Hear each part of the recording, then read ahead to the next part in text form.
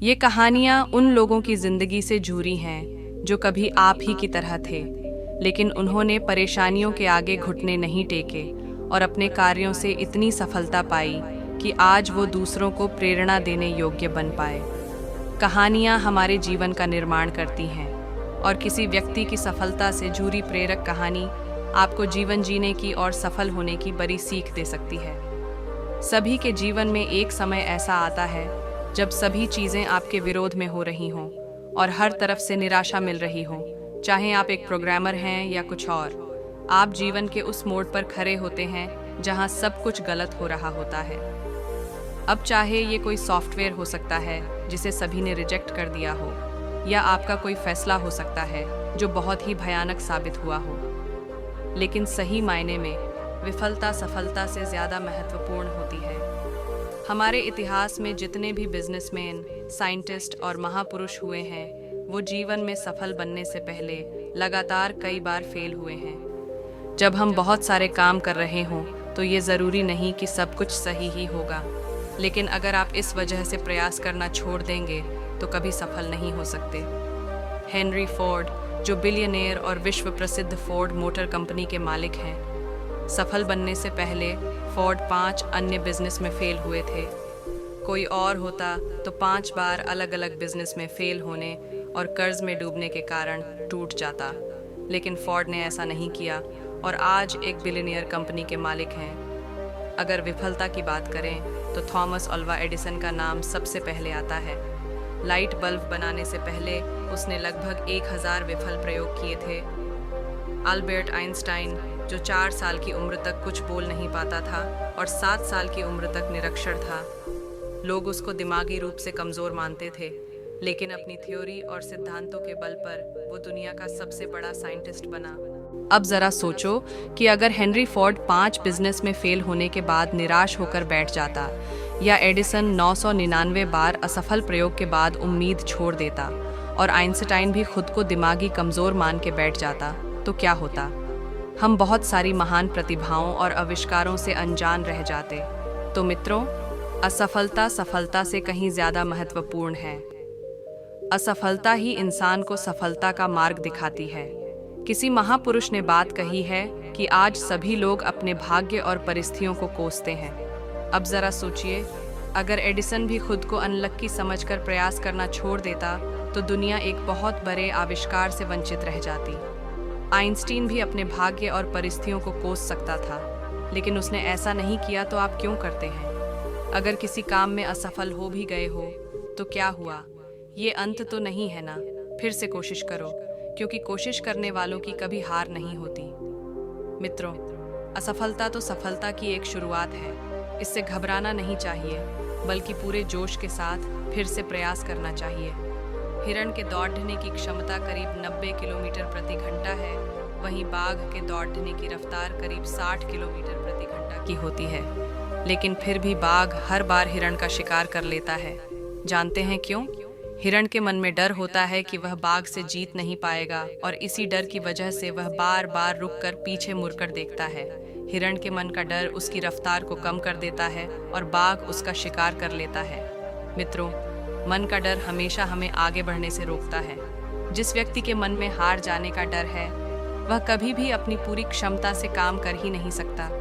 उसका मन उसको हमेशा कमज़ोर होने का एहसास कराता रहेगा।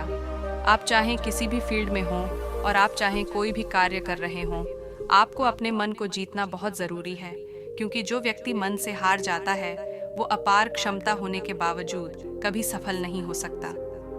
पुराने समय की एक कहानी है कि महोसर नाम का एक छोटा सा राज्य हुआ करता था। एक दिन गुप्तचरों ने राजा को सूचना दी कि पडिडीड होसी राज्य हम पर हमला करने वाला है। गुप्तचरों ने बताया कि खबर एकदम पक्की है। सिर्फ 3 दिनों के भीतर पडिडीड होसी राज्य अपनी विशाल सेना के साथ हम पर हमला कर देगा, और उनकी बढ़ी सेना के आगे हमारा टिक पाना बेहद कठिन है। राजा बेहद चिंतित हो गया। उसने तुरंत सभा बुलाई और सभी लोगों से सलाह मांगी कि अब हम लोगों का मरना तय है।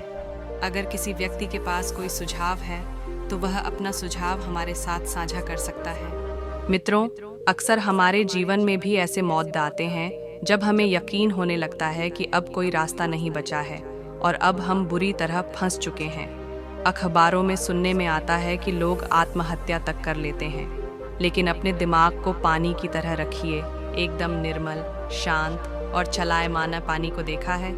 पानी हर जगह से अपना रास्ता निकाल ही लेता है। ठीक वैसे ही बन जाओ। आगे सुनिए, लड्डकी ने क्या फैसला लिया।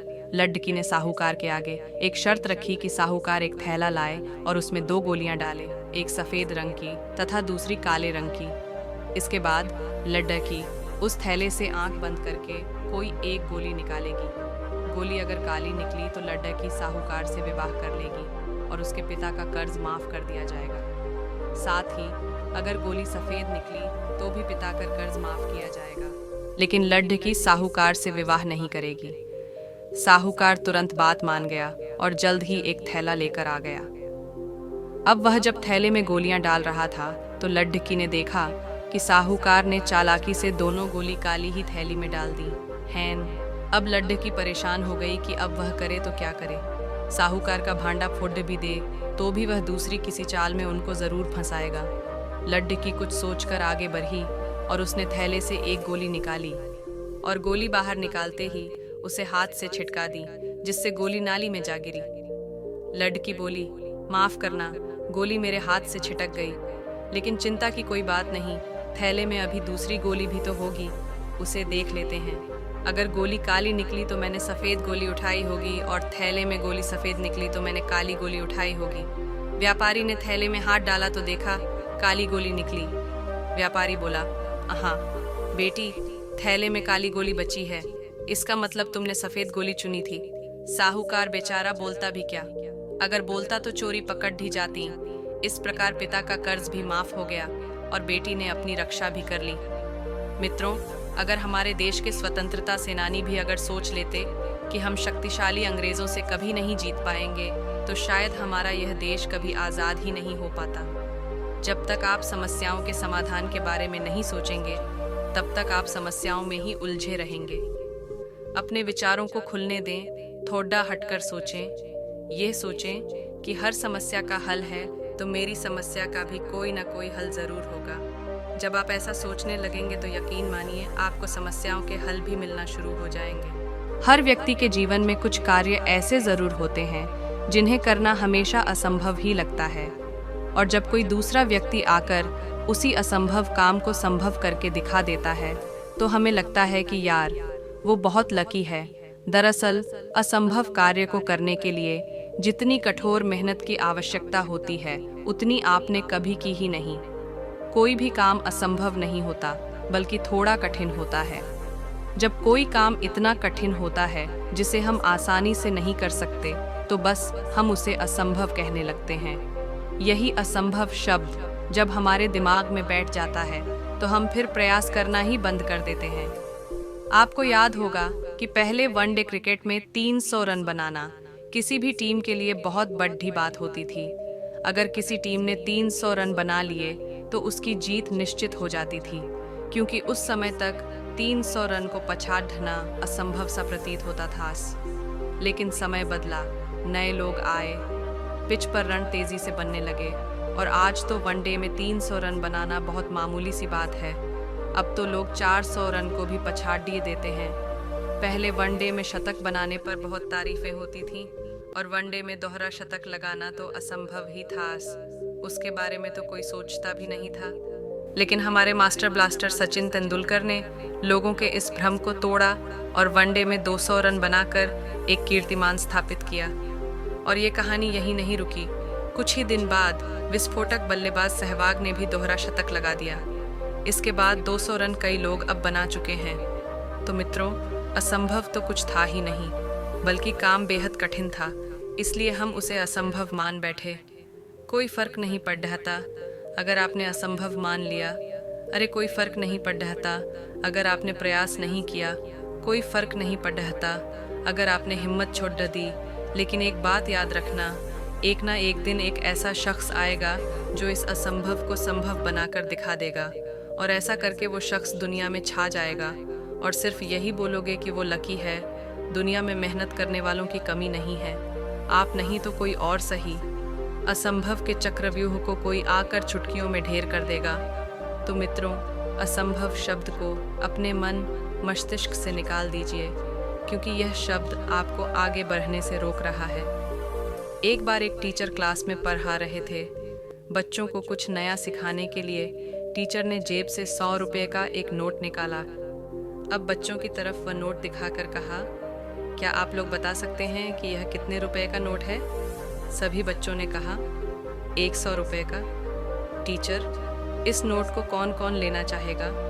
सभी बच्चों ने हाथ खड़ा कर दिया।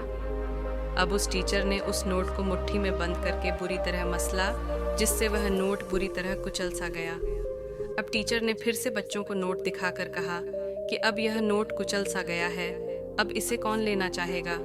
सभी बच्चों ने फिर हाथ उठा दिया।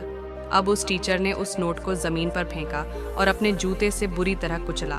फिर टीचर ने नोट उठाकर फिर से बच्चों को दिखाया और पूछा कि अब इसे कौन लेना चाहेगा? सभी बच्चों ने फिर से हाथ उठा दिया। अब टीचर ने कहा कि बच्चों, आज मैंने तुमको एक बहुत बड़ा पढ़ाया है। ये 100 रुपये का नोट था। जब मैंने इसे हाथ से कुचला तो ये नोट कुचल गया, लेकिन इसकी कीमत 100 रुपये ही रही। इसके बाद जब मैंने इसे जूते से मसला तो ये नोट गंदा हो गया, लेकिन फिर भी इसकी कीमत 100 रुपये ही रही। ठीक वैसे ही इंसान की जो कीमत है और इंसान की जो काबिलियत है, वो हमेशा वही रहती।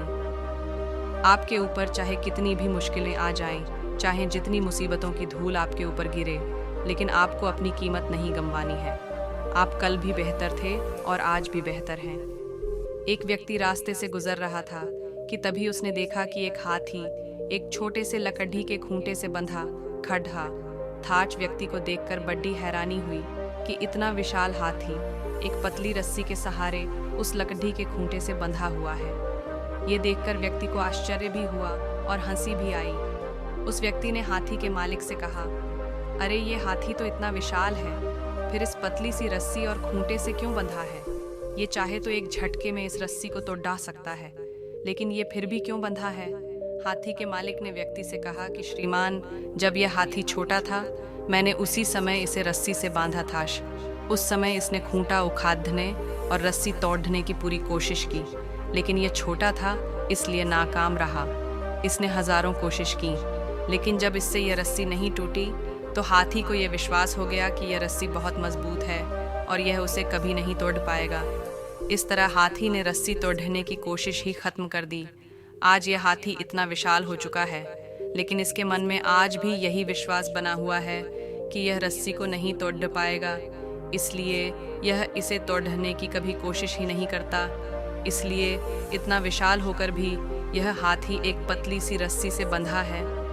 दोस्तों, उस हाथी की तरह ही हम इंसानों में भी कई ऐसे विश्वास बन जाते हैं जिनसे हम कभी पार नहीं पा पाते। एक बार असफल होने के बाद हम ये मान लेते हैं कि अब हम सफल नहीं हो सकते, और फिर हम कभी आगे बढ़ने की कोशिश ही नहीं करते और झूठे विश्वासों में बंधकर हाथी जैसी जिंदगी गुजार देते हैं। एक बार एक व्यक्ति भगवान के दर्शन करने पर्वतों पर गया। जब पर्वत के शिखर पर पहुंचा तो उसे भगवान के दर्शन हुए। वह व्यक्ति बड़ा खुश हुआ। उसने भगवान से कहा, भगवान, लाखों साल आपके लिए कितने के बराबर हैं? भगवान ने कहा, केवल 1 मिनट के बराबर। फिर व्यक्ति ने कहा, भगवान, लाखों रुपये आपके लिए कितने के बराबर हैं? भगवान ने कहा, केवल 1 रुपये के बराबर। तो व्यक्ति ने कहा, तो भगवान, क्या मुझे 1 रुपया दे सकते हैं?